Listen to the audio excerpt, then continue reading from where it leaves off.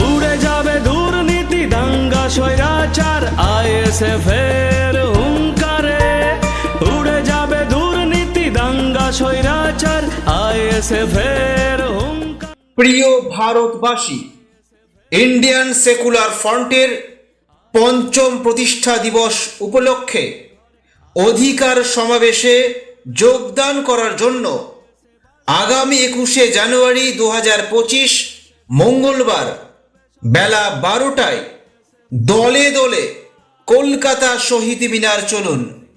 প্রধান বক্তা হিসেবে উপস্থিত থাকবেন আইএসএফ চেয়ারম্যান তথা ভাগর বিধায়ক পীরজাদা মুহাম্মদ নওশাদ সিদ্দিকী।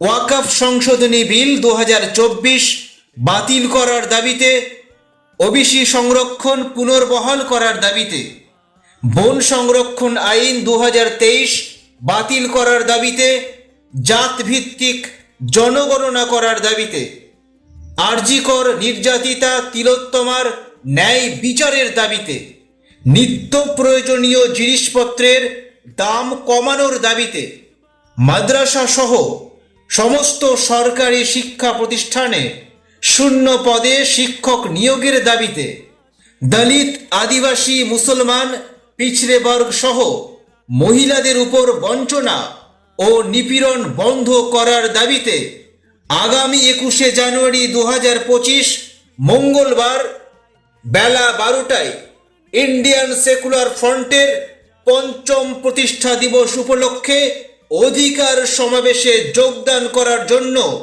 দলে দলে কলকাতা শহীদ মিনার চলুন।